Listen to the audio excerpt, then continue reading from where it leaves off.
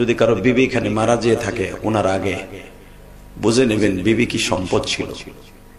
শুধু আমি বলি নাই, বিশ্বনবী বলেছেন। হুজুর সাল্লাল্লাহু আলাইহি ওয়াসাল্লামের বিসালে হুজুন বলা হইতো। আপনারা জানেন যেই বছর আমার নবীর বিবি মারা যায় ওই বছর হুজুরের চিন্তার বছর বলা হয়েছে, ঠিক না বেটি? হ্যাঁ, ওই বছরটা আমার নবীর চিন্তার বছর ছিল। তার মানে কি বউ মারছে, নবীর এত চিন্তা কি? নবীর তো আরো 10টা বিয়ে করবে, আল্লাহর অর্ডার। আল্লাহু আকবার বলেন। নবী 11 জন বিয়ে করছেন, 13টা বিয়ে করছেন, 11 জনকে নিয়ে ঘর সংসার করছেন। নবীর তো আরো 10টা বিবি সামনে। কেন ওই বছর চিন্তার বছর? দুইজন ব্যক্তির কারণে আমার নবীর ওই বছরটা চিন্তার বছর হিসাবে আখ্যায়িত করেছেন হাদিসে। সিয়াসেত্তার প্রত্যেকটা কিতাবে হাদিস কানা আছে। আরে কেন চিন্তার বছর? 1 নম্বরে নবীর বিবিটা মারা গেছে, 2 নম্বরে মাত্র 14 দিনের ডিস্টেন্সে, 14 দিনের ডিফারেন্সে যে আমার নবীর মাথার উপরে 24 ঘন্টা বট গাছের মতো ছায়া দিয়ে রাখতো, নবীর চাচারাও মারা গেছে।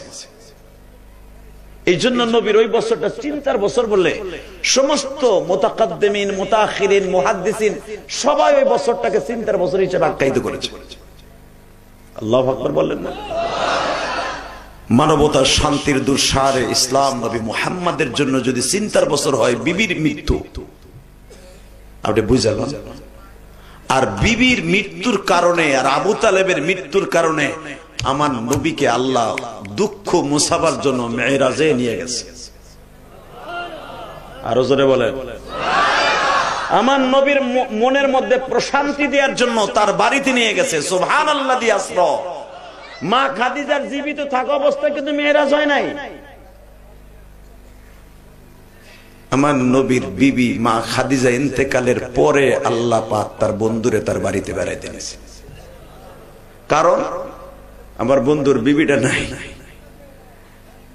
নবী আমার মেরাজে যাওয়ার আগ পর্যন্ত মা খাদিজার ইন্তেকালের 1 থেকে 1.5 মাস পরে আমার নবী মেরাজে গেছে। কেউ বলেন 3 মাস বা ইখতিলাফ।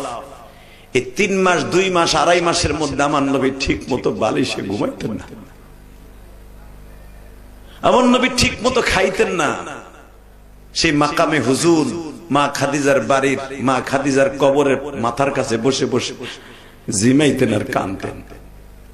খাদিজা তুমিও চলে গেছো, মক্কার মানুষগুলো আমার এমন মার মারে, আমি আজকে বুঝতে পেরেছি তুমি আমার জন্য আর আমার চাচা আবু তালেব আমার জন্য কি ছিল।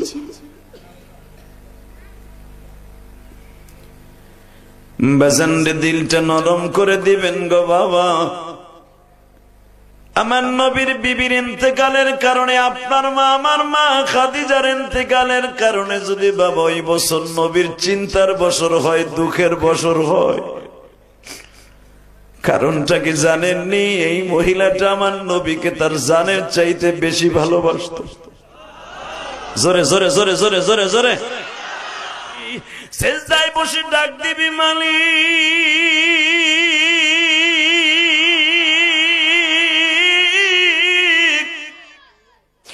মিথ্যা মামলা খাইছি, আমার কোনো উকিল নাই, আমার কোনো ব্যারিস্টার নাই, আমার মেয়েটা আমি বিবাহ দিতে পারি না, আমার ছেলেটার চাকরি নাই, আমার নিজের খাবার ব্যবস্থা নাই, আমার বিবির কিডনি 2টা নষ্ট হয়ে গেছে, কিডনি ডায়ালিসিস করার মতো টাকা আমার ব্যাংকে নাই। মালিক তুমি ডাক্তার হয়ে আমার বিবিকে, আমার সন্তানকে সুস্থ বানায় দাও। আমি তোর ওই ডাক্তার শোনার জন্য 1 সেকেন্ডের জন্য তন্দ্রাও দেই না। 1 সেকেন্ড যদি ঘুমায়া থাকতাম তোর ডাক আমি শুনতে পারতাম না গো।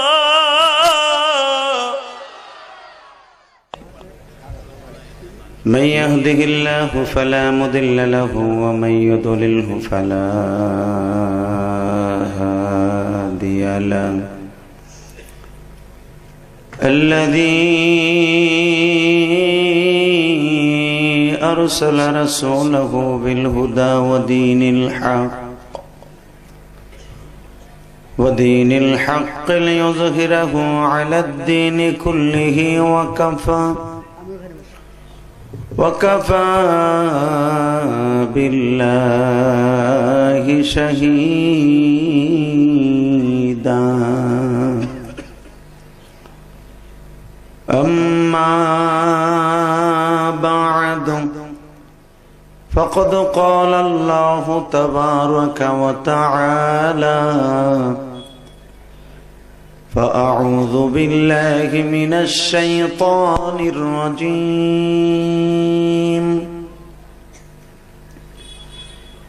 بسم الله الرحمن الرحيم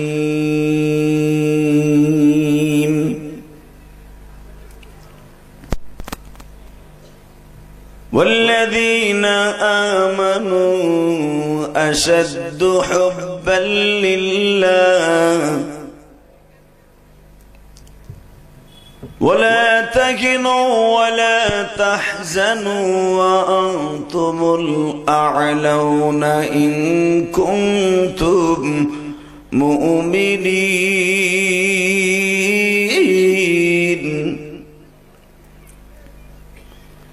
وإنك لعلى خلق عظيم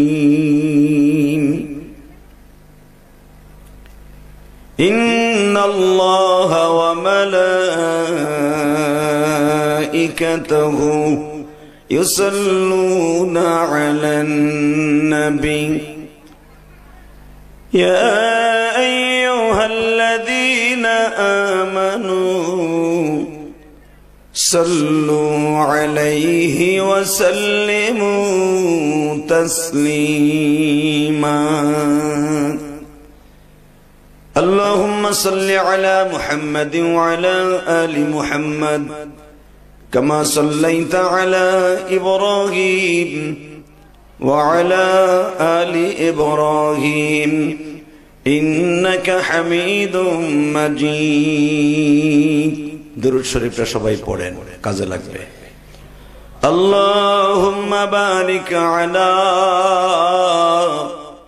محمد وعلى آل محمد كما باركت على إبراهيم وعلى آل إبراهيم إنك حميد مجيد यही हम सब मुसाफिर हैं वही आखिर ठिकाना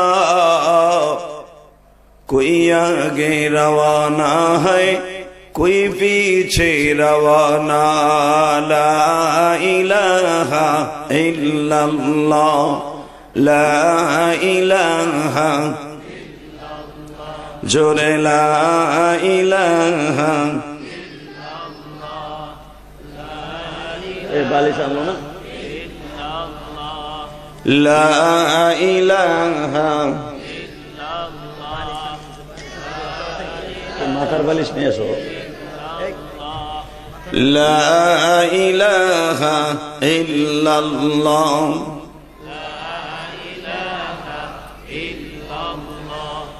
ला इलाहा इल्लल्लाह मुहम्मदुर रसूलुल्लाह সাল্লাল্লাহু আলাইহি ওয়াসাল্লাম। আল্লাহ পাকের জিকির কলবে এমন ভাবে ধাক্কা দিবেন, আল্লাহ ছাড়া আর কোনো মাবুদ নাই বুঝাই দিবেন, আল্লাহ ছাড়া কোনো বান্ধব নাই এটা বুঝো হয়ে যাবে। সবাই জোরে আল্লাহ আল্লাহ আল্লাহ আল্লাহ আল্লাহ আল্লাহ আল্লাহ আল্লাহ আল্লাহ আল্লাহ। ফাঁকা যাদের একটু একটু জায়গা আছে সামনে আসেন তো বাজান, আসেন সামনে আসেন। এই যে মাঝখানে একটু একটু জায়গা দেখা যাচ্ছে, আসেন না। হে চাচা এদিকে আহেন, ভীম দূরে রয়েছে বেটা লাটিমের মতো, এদিকে আহেন। আল্লাহ আল্লাহ আল্লাহ আল্লাহ আল্লাহ হাই না হাই না জোরে আল্লাহ আল্লাহ আল্লাহ আল্লাহ আল্লাহ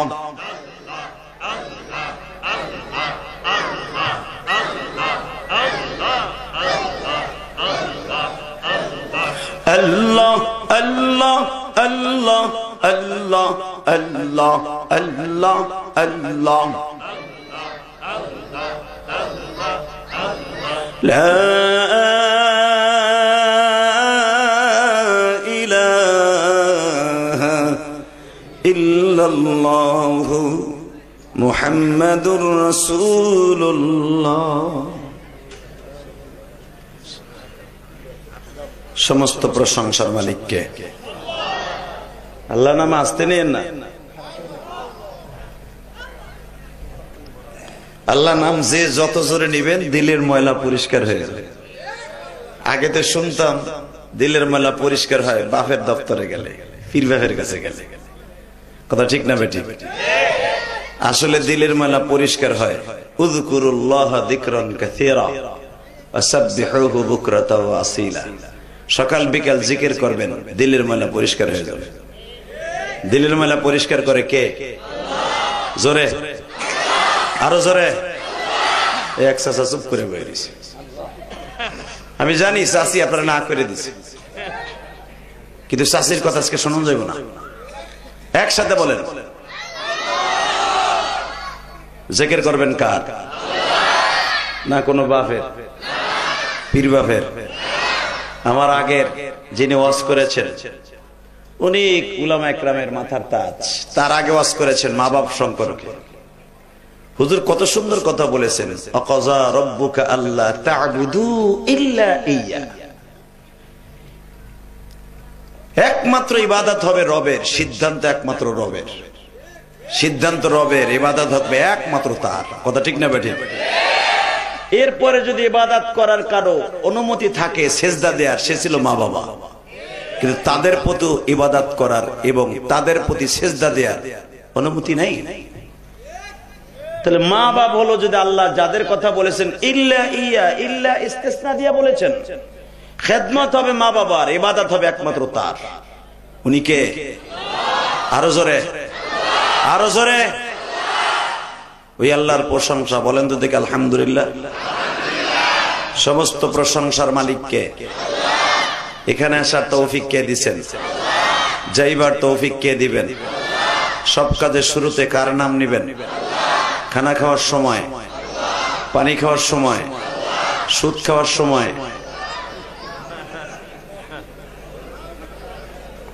সুদ খাওয়া হালাল না হারাম? জোরে করে, আরো জোরে।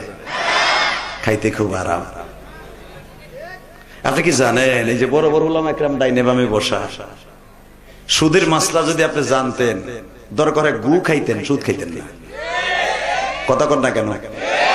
এ গু খাইলে জাহান্নামে যাবেন না। জীবন বাঁচানোর লেগে বেলের শরবতের মতো গু গুলায় খাইয়েন, তাও মার সাথে জেনা করার গুনাহ হইব না। কথা কর না কেন?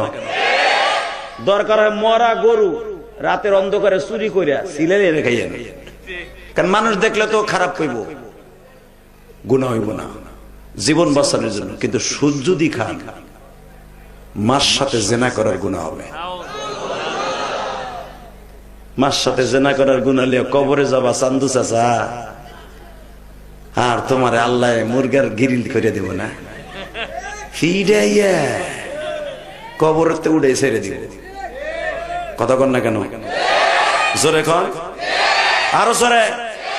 তাহলে বলেন সুদ খাবো না, হিংসা, সুদ খাবো না, ঘুষ খাবো না, হালাল খাবো, অল্প খাবো, হালাল খাবো, অল্প খাবো।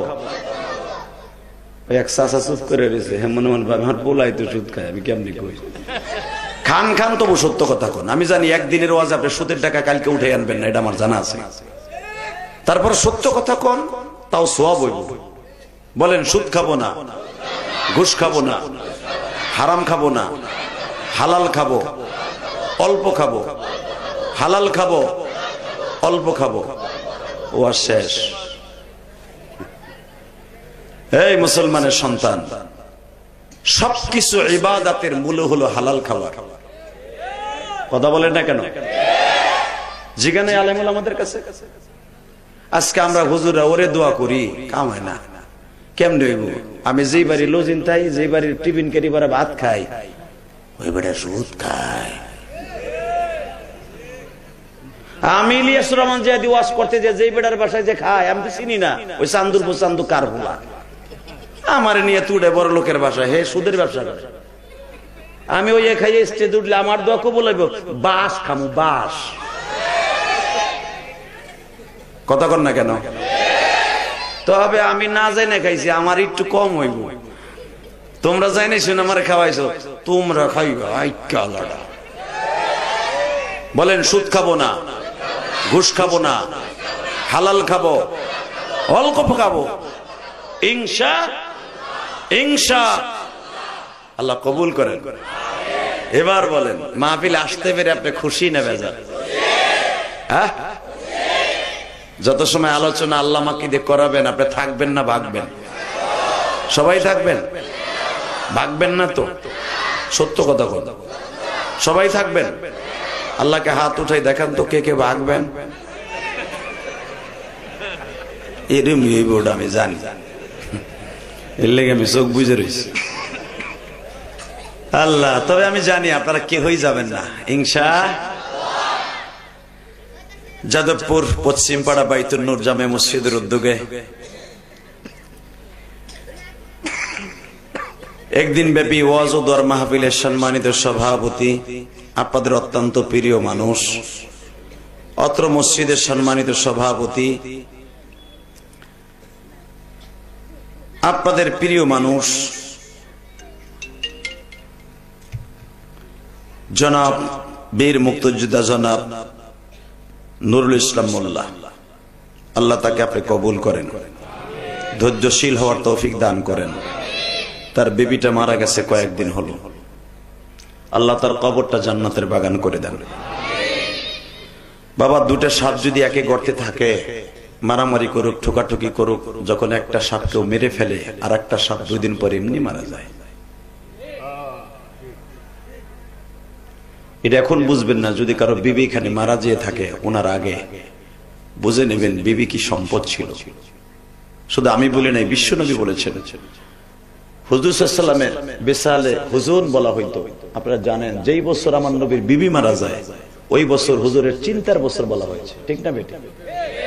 হ্যাঁ, ওই বছরটা আমার নবীর চিন্তার বছর ছিল। তার মানে কি বউ মারছে, নবীর এত চিন্তা কি? নবীর তো আরো 10টা বিয়ে করবে, আল্লাহর অর্ডার। আল্লাহু আকবার বলেন। নবী 11 জন বিয়ে করছেন, 13টা বিয়ে করছেন, 11 জনকে নিয়ে ঘর সংসার করছেন। নবীর তো আরো 10টা বিবি সামনে। কেন ওই বছর চিন্তার বছর? 2 জন ব্যক্তির কারণে আমার নবীর ওই বছরটা চিন্তার বছর হিসাবে আখ্যায়িত করেছেন হাদিসে। সিয়াসতের প্রত্যেকটা কিতাবে হাদিস কানা আছে। আরে কেন চিন্তার বছর? 1 নম্বরে নবীর বিবিটা মারা গেছে, 2 নম্বরে মাত্র 14 দিনের ডিস্টেন্সে, 14 দিনের ডিফারেন্সে যে আমার নবীর মাথার উপরে 24 ঘন্টা বট গাছের মতো ছায়া দিয়ে রাখতো, নবীর চাচারাও মারা গেছে। এই জন্য নবীর ওই বছরটা চিন্তার বছর বলে সমস্ত মুতাকাদ্দিমিন, মুতাআখিরিন, মুহাদ্দিসিন সবাই ওই বছরটাকে চিন্তার বছর হিসেবে আখ্যায়িত করেছে। আল্লাহু আকবার বললেন না? মানবতার শান্তির দুঃসারে ইসলাম নবী মুহাম্মাদের জন্য যদি চিন্তার বছর হয় বিবির মৃত্যু, আপনি বুঝালেন?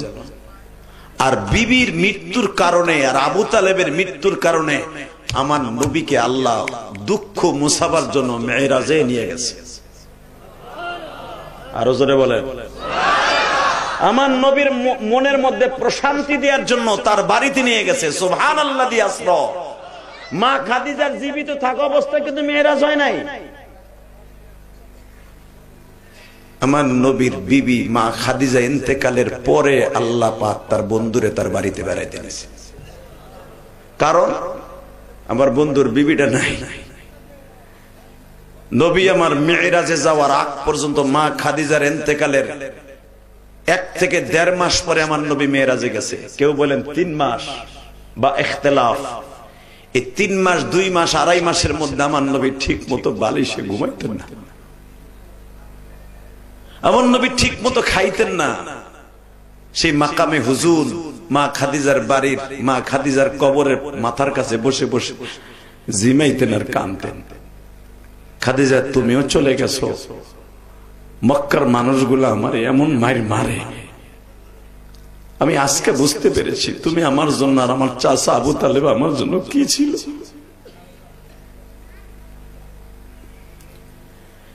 বেজানরে দিলটা নরম করে দিবেন গো বাবা।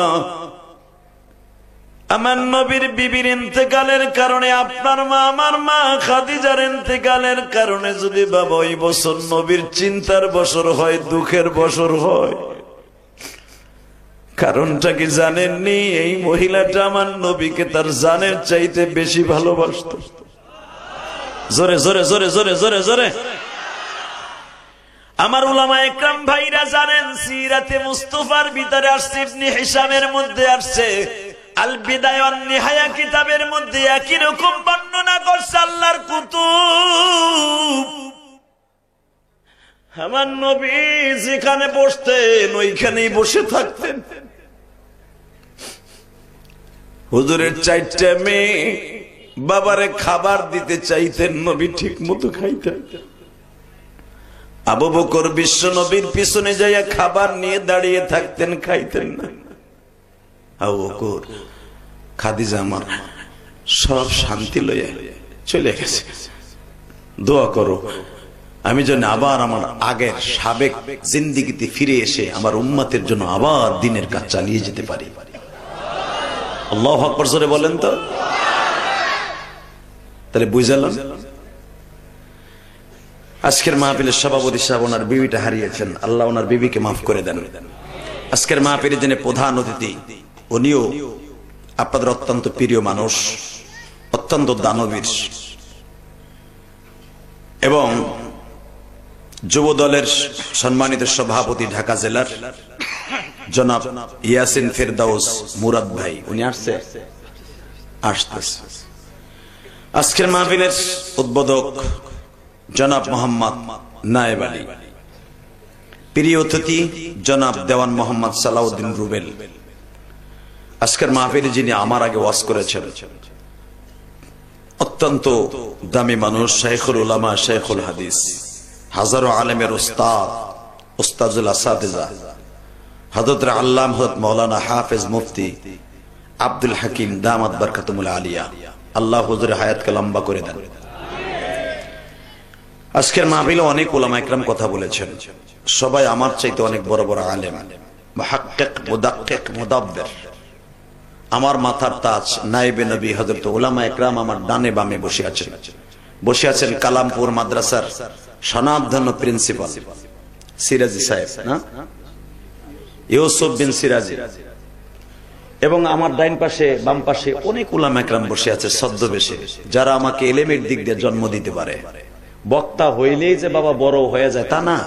বাংলাদেশে এমন বক্তাও আছে মোজারে বানাবার সিগা কি কেমনে বানায় জানে না, আমর বানাবার জন্য কয়টা কাল লাগে, কয়টা কাটা সিস্টেম লাগে এটাই জানে না। কথা বলে না কেন? আমর বানানোর কায়দা তাও জানে না, ফুইলা ফুইলা কোন সিগা তাও বলতে পারে না। কণ্ঠ ভালো বক্তা হয়ে গেছে, কিচ্ছু করার নাই। কিন্তু আমাদের মতো বক্তাদেরকে যারা জন্ম দিয়ে মাদ্রাসা থেকে ছেড়ে দেন, বড় বড় মুহাদ্দিস ডানে বামে বসে আছে। অতএব সকলকে জানাই আমার অন্তরস্থল থেকে ধন্যবাদ। এই উলামা ইকরামকে আল্লাহ কবুল করেন, যেরকম আমিন। আলেমদেরকে যারা সম্মান করবে, মান আকরামা আলিমান কাআন্নামা আকরামানি, বিশ্বনবী বলেন যে ব্যক্তি আলেমকে সম্মান করলো সেজন্য আমি নবীকে সম্মান করলো। শুধু এখানেই শেষ না, আলেমকে যে ব্যক্তি সালাম দিল সেজন্য নবীকে রওজায় যে সালাম দিল। সুবহানাল্লাহ, তিনজন কয় সুবহানাল্লাহ। ও আলেমের পক্ষে কইছি তো, এর লেগে ভালো লাগে না। এই আলেমদেরকে এই দুনিয়ায় যারা কষ্ট দিয়েছে ওরাই মরছে। আইজ হোক কাইল হোক ওদের মরণ গুনায় আসছে, কথা ঠিক না বে ঠিক? আপনাদের জানা আছে বিগত সরকার আলেম ওলামারে নিয়ে নিয়ে গরম দিন দেয় নাই। আরে আপনারা কি জানেন মেয়ে, আমরা যারা একসাথে, এই যে মামুনুল হক, খালেদ সাহেব লাইবি, আমরা তো একই টাইমের বক্তা। এরা যখন এক জায়গায় বসি তখন বলে দুঃখের কথা, তখন চোখ বেয়ে পানি পড়ে। এরা বলতে পারে না মাহফিলে কি বলবো, 1 ঘন্টা খালি হ্যাঁ যদি সে আয়না ঘরের কথাই বর্ণনা করে 3 ঘন্টা লাগবে, লজ্জায় বলে না। কিন্তু যখন এক জায়গায় বসি তখন তারা বলে, আর আমরা তখন কাঁদি যে এত অত্যাচার করছে। এত অত্যাচার, এত মায়ের ঘুরে মারছে। আল্লাহর জাতের কসম করে বলছে, কে কোন দল করেন আমি জানি না, আপনি ঢাকা ধামরার ছেলে, আমি গোপালগঞ্জের ছেলে, কে কোন জায়গার এটা দেখার বিষয় নয়। শুধু একটা কথা শুনতে চাই, আমি আলেম, আমি নবীর পক্ষে, আলেমের পক্ষে আমার মৃত্যুর আগ পর্যন্ত কথা বলতেই হবে। আলেমদেরকে মাইনাস করে বাংলাদেশে আর কেউ ক্ষমতায় টিকে থাকতে পারবে না, কথা বলতে হবে। যুব সমাজদেরকে, ছাত্র সমাজকে মাইনাস করে আর কেউ ক্ষমতায় টিকে থাকতে পারবে না, সে সিস্টেম আল্লাহ করে দিয়েছেন। অতএব দীপ্ত কণ্ঠে আওয়াজ দিয়ে বলতে হবে, আলেমদের সম্মান দিয়েছেন কে? আসতে বললেন না, আল্লাহ নামটা জোরে বলেন। আল্লাহও খুশি, আমিও খুশি, এই অতিথিরাও খুশি, কথা কন না কেন? আলেমদের সম্মান কি দিছে? জোরে কন, আরো জোরে, জোরসে বলো, কে দিয়েছে? এ চাচা কথা কন, বেড়াই মুখ কি খুলে নাই, বেড়াই চিন্তা করতেছে হুজুর আপনার বাড়ি কেমন খাইয়েছি। 15 বছর বুক ফুলে কথা বলতে পারে না, আলেমুল এমন কথা কইতেছে, আপনারাও কন ইনশাল্লাহ বলেন তো, আল্লাহু আকবার জোরে বলেন তো। যতদিন বাঁচবো কার গুণগান গাইব? জোরে কন। এবার একটা আওয়াজ হবে, আপনার জীবনে এত জোরে আওয়াজ দেন নাই, রেডি? আল্লাহর বিরুদ্ধে, আলেম ওলামার বিরুদ্ধে, কোরআনের বিরুদ্ধে, দাড়ি টুপির বিরুদ্ধে, মাদ্রাসা মসজিদের বিরুদ্ধে, মাহফিলের বিরুদ্ধে যদি কোনো বেঈমান ফাসিক ফুজ্জার কথা বলে, দাঁত ভাঙা জবাব দিতে কাকে রাজি আছো? আল্লাহকে দুই হাত তুলে দেখায় দাও। কি তাকবীরদের মতো কেউ নাই? নারে তাকবীর, নারে তাকবীর। ইসলামের শত্রুরা নারে তাকবীর। মাহফিলের মাঝখান দিয়ে কোন আল্লাহর ওলি নাই? তাকবীরদের মতো হুজুরে বইয়ে রয়েছেন চুপচাপ করে, কান কোন ডাইক্কা। আরে গৌহরডাঙ্গা যখন আমি পড়েছি, 9 বছর পড়েছি, আমার আগে কেউ তাকবীর দিতে পারে নাই। আলহামদুলিল্লাহ বলেন। কে এসেছে? প্রধান অতিথি, মাশাআল্লাহ মুরাদ সাহেব এসেছে, আল্লাহ কবুল করেন, যেরকম আমিন। এই মুরাদ সাহেবকে বসতে দেন। আরে ভাই আপনি ভাই তো, আমি জানি আপনার প্রশংসা অনেক শুনছি, আপনার মাদ্রাসার হুজুরি আপনার 1.5 কেজি প্রশংসা করছে। কোন আলেম কি আর কোন সহজে কোন মানুষের প্রশংসা করে? আপনার অনেক প্রশংসা শুনছি, আলহামদুলিল্লাহ বলেন। এই জমিনের মালিককে সম্মান কে দেয়? সম্মান কাইরা কে নেয়? আরে ভাই আপনি সম্মান যদি কারো কাইরা নেন, আল্লাহ যদি দিয়ে দেয়, কেউ সম্মান নিচে নামাইতে পারে না, কথা কর না কেন? আরো জোরে। এই ওমর গেছিল আমারে ভাই, এই যে আল্লাহর ওলি বসতে হবে, সবাই বহেন। নেতা বসে পড়ছে, আপনারা বহেন, সবাই বসেন। আলহামদুলিল্লাহ আপনারা সবাই ভালো মানুষ, বসেন। আমার ভাইয়ের সাথে আপনারা আসছেন, মুরাদ ভাইয়ের সাথে আসছেন, সবাই বসেন, ওইখানেই বয়ে পড়েন।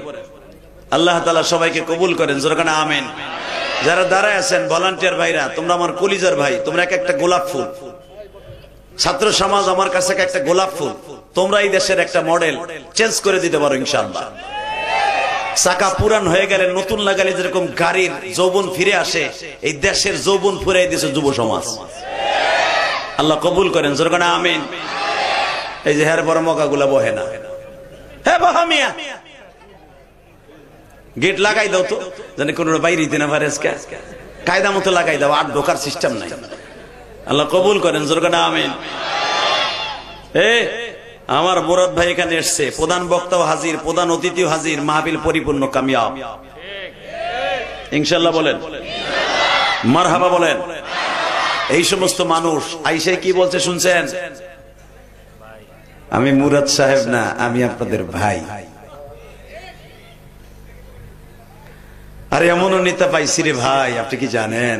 স্টেজে উঠেই বলতো, ডাইনি ভাবে কথা কবেন না হুজুর, সোজা কবেন, সোজা। কারণ ডাইনে বামে কইতে গেলেই তো বাম হাতের থাপুর খাই বই নিতায়, কথা কর না কেন? জোরে কর। আরে ভাই আলেম ওলামার কলিজা আল্লাহ, কারণ কোটি মানুষের ভিতরে একজনকে আল্লাহ বক্তা বানায়, কথা বলেন না কেন? আপনি ভাবেন আমার কলজা বুঝি ফুটি মাছের ফার্মের মুরগির কলজা, তুমি পারাইবা না, কিলাইবা না, ঘুষাইবা, ওই চিন্তা করে স্টেজ উঠি নিমে, কথা বলেন না কেন? মামুনুল হক জেল খাইতে বের হওয়ার পরে তার কলিজার জোর বাড়ছে না কমছে? ওই যে পিসকিট্টু পোলা মাদানি, ওর কলিজা দেখছেন, যদি ওর কলিজা রবারের মতো টাইনে বলান যাইতো মানে 7.5 হাত হইতো। এটা কিন্তু ওর কলিজার জোর না, এটা ইলমের জোর। কথা বলেন না কেন? আলেম ওলামার জবান আজও পর্যন্ত কিয়ামত পর্যন্ত কেউ বন্ধ করতে পারে নাই, পারবেও না। এই পৃথিবীতে সর্বপ্রথম ক্ষমতায় থাকার জন্য বেশি চেষ্টা করেছিল আলেমদের মুখ বন্ধ করার জন্য। তার ভিতরে সবচেয়ে বড় শয়তান ছিল ফেরাউন। কে? কি আপনার দুলাভাই লাগেনি? জোরে কর না, কাহের নাম, নাম কি? জোরে কর, আরো জোরে, জোরসে বলো। কথা কম না, নাম কি? আরো জোরে। এই যে দুলাভাই পোলারা বহেন, ওহেনি বহেন, খারাই খারাই তামসা দেখতেছে, বহেন। নেতায় বয়ে পড়ছে, আবার শ্রোতারা বইব না। আল্লাহ যারা বইব তাদেরকে অলি বানাই দিবেন, তাদের সন্তানগুলাকে আমার চাইতে বড় আলেম বানাই দিবেন। মাশাআল্লাহ। আল্লাহ এর পরে যারা খারাই থাকবে তোমার কানা ফেরেশতা পাঠাই দাও, ও যেন ঠিক মতো বাইতেও যাইতে না পারে আজকে। এরপরে খারাই থাও। আলহামদুলিল্লাহ বলেন। এবার বলেন একসাথে, সবচাইতে আলেমদের দুশমন ছিল কে? হ্যাঁ, আপনি জানেন এই বদমাইশটা ক্ষমতায় থাকার জন্য 1,25,000 নারী সহ বাচ্চা হত্যা করছে। কোরআন শরীফের কথা আপনি ভাইবেন না আমি বানাই লইছি গোপালগঞ্জের থেকে। আমি আমার বাড়ি কেরানীগঞ্জ থেকে বানাইলো এই নাই। ইউযাববিহুনা আবনাআকুম ওয়া ইস্তাহিয়ুনা, এটা কি আমার কথা না কোরআন শরীফের কথা?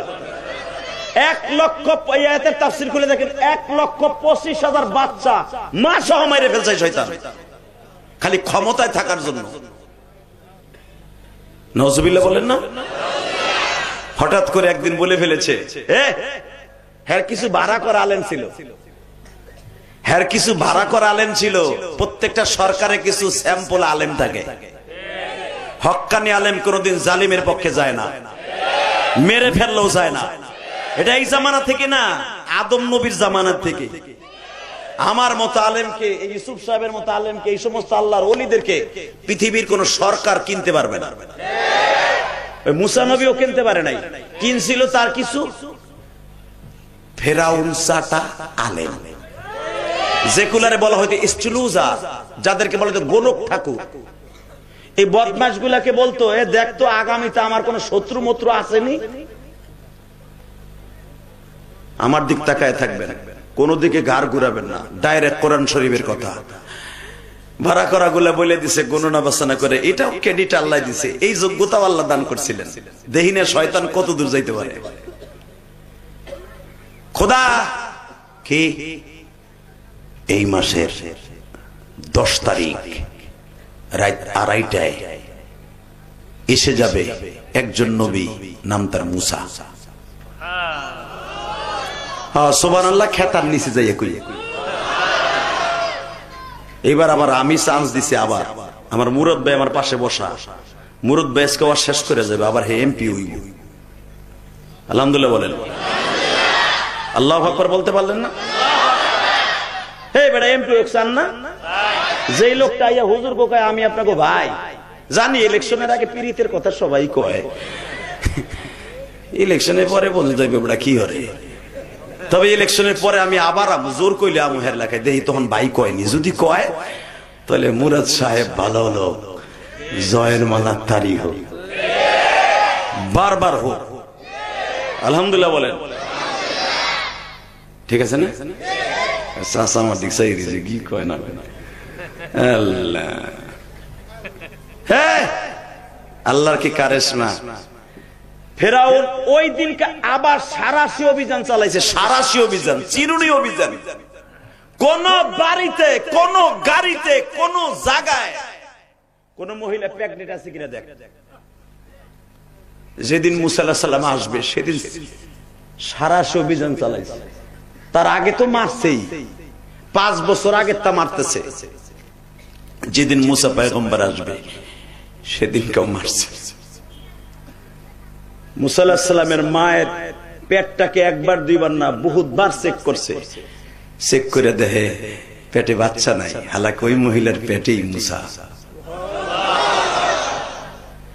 আল্লাহু লা ইলাহা ইল্লা হুয়াল হাইয়ুল কাইয়্যুম লা তা'খুযুহু সিনাতুন ওয়ালা নাওম তাবারাকাল্লাযী বিয়াদিহিল মুলক ওয়া হুয়া আলা কুল্লি শাইইন কাদির الذي خلق الموت والحياة ليبلوكم أيكم أحسن عملا وهو العزيز الغفور এখানে শেষ না, দেখেন উনি কত ক্ষমতার মালিক। الذي خلق 7 سماوات طباقا ما ترى في خلق الرحمن এ দুইটা হার পাঁচটি নেতা ক্ষমতা পাইয়া মনে করছিল সব আমার। কথা কর না কেন? তাবারাকাল্লাযী বিয়াদিহিল মুলক, আমি আল্লাহ এত ক্ষমতার মালিক, সারা পৃথিবী আমার হাতের মুঠোর মধ্যে। আমি 7টা আসমান বানাইছি, 7টা আসমান। আল্লাযী খালাকা 7 সামাওয়াতিন তিবাকা, তাকায় দেখ এক একটা আসমান এক একটা ধাতু দিয়ে বানাইছি। তোকে রড আর সিমেন্ট দিয়া, সুরকি দিয়া, পাথর দিয়া, পিলার ঢালাই দিয়া সাত দেশ সিমেন্টের গ্যারান্টি থাকে 99 বছর, 100 বছরও না। আজও পর্যন্ত বাংলাদেশের পৃথিবীর কোন সিমেন্ট 100 বছর গ্যারান্টি দেয় না, 99 বছর উপরে না। আর আমি দেখ আল্লাযী খালাকা 7 সামাওয়াতিন তিবাকা মা তারা ফি খালকির রহমান মিন তাফাউত। তাকায় দেখ আমি 7টা আসমান বানাইছি। প্রথম আসমান বানাইছি আমি বরফের চাকা দিয়া, মারহাবা বললেন না? এটারে বেষ্টন করছে আমি কাঁচ দিয়া, গিলাস গিলাস। এর পরের আসমান বানাইছি আমি ডাইরেক্ট পানি দিয়া। এরপরে আসমান লোহা দিয়ে বানাইছি। জানোস একটা আসমান থেকে আর একটা আসমানের দূরত্ব কত? সূরা বুরুজের তাফসীর খুলে দেখবেন, ওয়াস-সামা ইদাতিল বুরুজি ওয়াল ইয়াউমিল মাওউদ ওয়া শাহিদি ওয়া মাশহুদ। এখানে আল্লাহ 4টা কসম খাওয়ার পরে এক একটা জিনিসের উপমা দিতে যে আল্লাহ নিজে বর্ণনা করেন বিশ্বনবীর কাছে, ও নবী আপনার আমি আনবো আমার আসমানগুলো আপনার দুনিয়ায় মৃত্যুর আগ পর্যন্ত ঘুরে দেখাবো। তখন আপনি বুঝতে পারবেন আসমানের। আমাদের দেশে 6 ইঞ্চি 6.5 ইঞ্চি প্রথম আসমানের ছাদ ঢালাই দেয়, এরপরে 10 তলা 20 তলা 50 তলা যা করেন, প্রথম ছাদটা হয় 10 ইঞ্চি অথবা 6 ইঞ্চি বা 4.5 ইঞ্চি। এই মুসলমানের পোলা আর আমার আল্লাহ তার আসমানের প্রথম পানি দিয়া বরফ দিয়া যে ছাদটা ঢালাই দিছে, যে ছাদটার বেসমেন্টের উপরে আরো 6টা আসমান, তার লৌহে কলম, আরশ কুরসি, এই ছাদটা হলো পুরার মোটা 500 বছরের রাস্তা। আস্তে কথা কইলে লুলা হইয়া মরবা। সুবহানাল্লাহ, জোরে কও। এরপর আল্লাহ বলতেছে প্রথম আসমান থেকে দ্বিতীয় আসমানের দূরত্ব হলো 500 বছরের রাস্তা।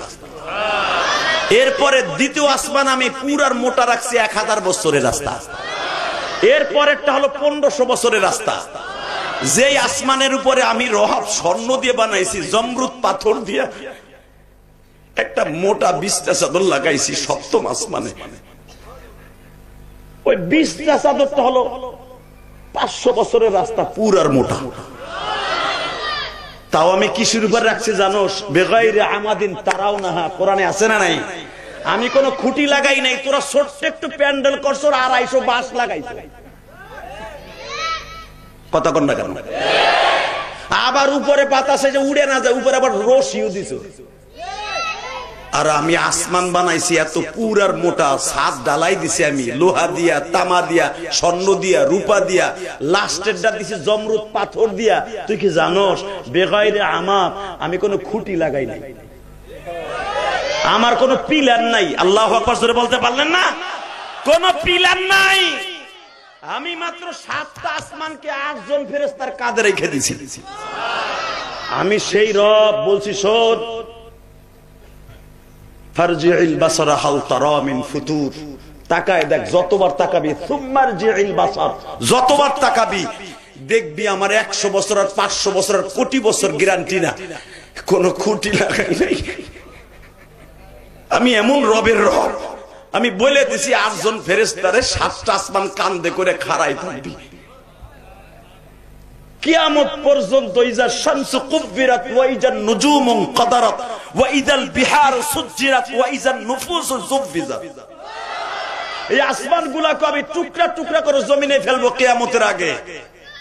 ওই 8 জন ফেরেশতাকে আমি মেরে ফেলে দিয়া আসমানটাকে ফেলাই দেব তোকে জমিনে, সূর্যটাকে ফেলাই দেব জমিনে, চন্দ্রটাকে ফেলাই দেব জমিনে। জানোস আমি কত ক্ষমতার মালিক? আল্লাহু আকবার জোরে বলতে পারলেন না? বান্দা, এত বড় আসমান জমিনের মালিক হই আমি একটা সেকেন্ড ঘুমাই না। লা তাখুযুহু সিনাতু ওয়ালা নাওম, ঘুমাই তো না, আমার কোনো তন্দ্রাও নাই, একটা জিমটিও নাই। তুই যদি জানতি আমি রব কেন ঘুমাই না, তুই জীবনে কোনোদিন এক ওয়াক্ত নামাজ ছেড়ে দিতি না। আমি যে কেন ঘুমাই না এটা যদি তুই একটু বিশ্লেষণ করতি, একটা বার যদি এই আয়াতের তাফসীরটা দেখতি, আমি ঘুমাই না কেন জানোস? গাড়ি পরে পল্টনে মামলা খায় বিএনপি এলারা দামরাইতে, গাড়ি পরে বাবা গোপালগঞ্জে মামলা খায় মানিকগঞ্জে, কথা কন না কেন? গাড়ি পরে কিশোরগঞ্জে মামলা খায় অমুক জায়গায়। মনে রাখতে হবে, তুই দুঃখে পড়া অত্যাচারে অতিষ্ঠ হইয়া রাত 3টার সময় আমারে ডাক দিবি, রাত 3টার সময় তোর ডাক শোনার জন্য আমি আল্লাহ ঘুমাই না। তুই রাত 12টার সময় আমি আল্লাহকে ডাক দিবি, আল্লাহু হাজিরি,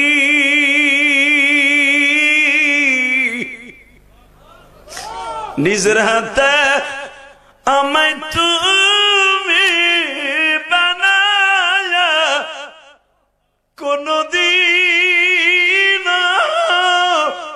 মাফ না করে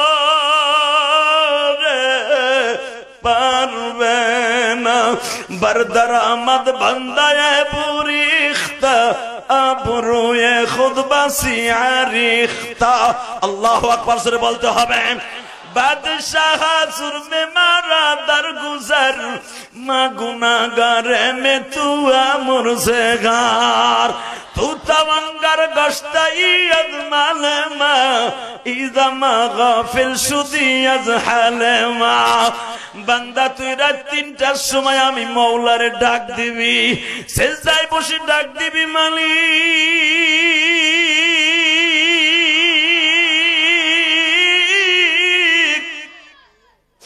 মিথ্যা মামলা খাইছি, আমার কোন উকিল নাই, আমার কোন ব্যারিস্টার নাই, আমার মেয়েটা আমি বিবাহ দিতে পারি না, আমার ছেলেটার চাকরি নাই, আমার নিজের খাবার ব্যবস্থা নাই, আমার বিবির কিডনি 2টা নষ্ট হয়ে গেছে, কিডনি ডায়ালিসিস করার মতো টাকা আমার ব্যাংকে নাই।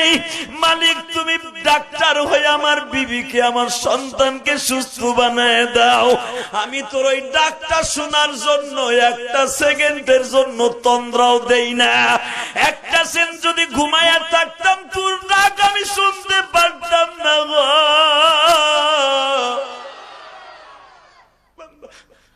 আমি তোর ডাক শোনার জন্য ঘুমাই না, 24টা ঘন্টা আমি চাইয়া থাকি কখন আমার বান্দা আমার কাছে কি চায়। আল্লাহ এখন রাত 10:30টার কাছাকাছি, এখন এই টাইমে এই ধামরাই থানার এই যাদবপুরের কে তোমার কাছে কি চাবে আমি জানি না।